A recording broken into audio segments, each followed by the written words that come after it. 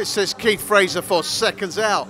I'm here with the future, George Fox. Yes, he made his debut tonight, and I was delighted to be at his debut. I've heard so much about him, from him as well, and I just want to congratulate you on your first victory. Thank you, sir. Thank you very much. Thank you. Now, George, I've heard so much about you from your dad, from a lot of people. The future is, of course, bright. How often do you plan on fighting? Because obviously you've got a long journey ahead of you. Yes. I mean, the plan is we want to be as active as possible. We want to be out every 2 months, hopefully 6 fights a year. So yeah, like I feel like I showed a lot of maturity tonight, but there's a lot of levels to go into, a hell of a lot of levels. So we're going to go back to the drawing board, work harder, work athletically. The skills are there, but we can physically develop a lot more. So that's going to be the emphasis of our training. And yeah, want to be out very regularly.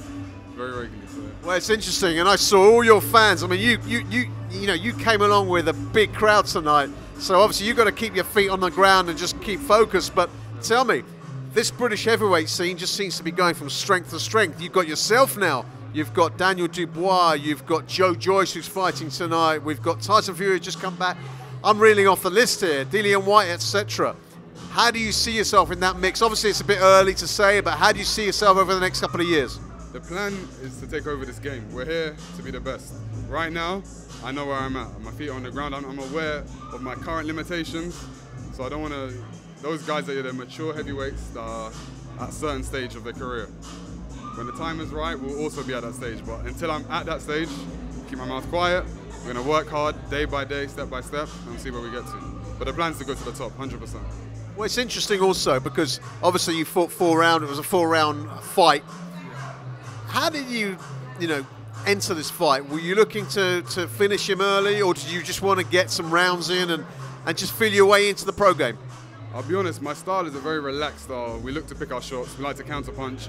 It's in my DNA to win rounds. I box the longer the fights. When we get to the championship rounds, 12 rounds, 10 rounders, whatever, it suits my style a lot more because, yeah, my focus is to win that round, come back to my corner. If the stoppage comes, we take it.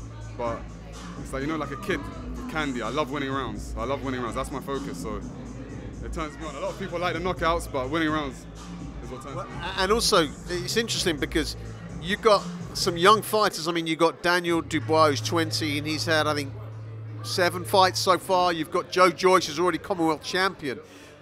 Are you going to rush yourself in like those guys? 100%. Like I said, we're going to be busy. We're going to be very active over this next 12 months. After 12 months, we're going to look where we're at, and we're going to look for the biggest fights. I mean, I've grown up in gyms. I've grown up watching Anthony Joshua. My father used to train him.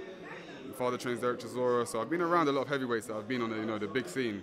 Been out to Munich to watch Chisora fight Klitschko. I've been around that sort of, I've had that company. So I'm looking to emulate them, learn from what they've done, and obviously implement my own style. And see where we get to, man. Like I'm in this game. I love this game. I didn't have to box. I chose to box. Obviously, my father's a coach, but he never forced it upon me. So I feel like the time is right for me now and ready to shine. One last question before I know you got to greet all your your screaming fans out there. But your dad's obviously training you. You've got some other father-son trainers, and one that springs to mind is obviously the Eubanks.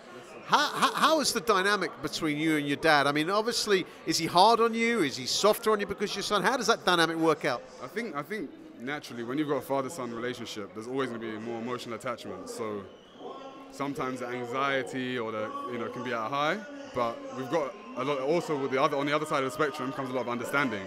We're of the same blood. Obviously, he brought me up, so we understand each other. So that's important. When a trainer understands his fighter and a fighter understands what the trainer wants, you can have that harmony and you can go on a great journey. So yeah, no, it's sweet. I wouldn't have it any other way. Well, listen, I'm very excited about the future, and he is the future, Fox. I'm going to be following your career closely, as everyone is. Great to see you again.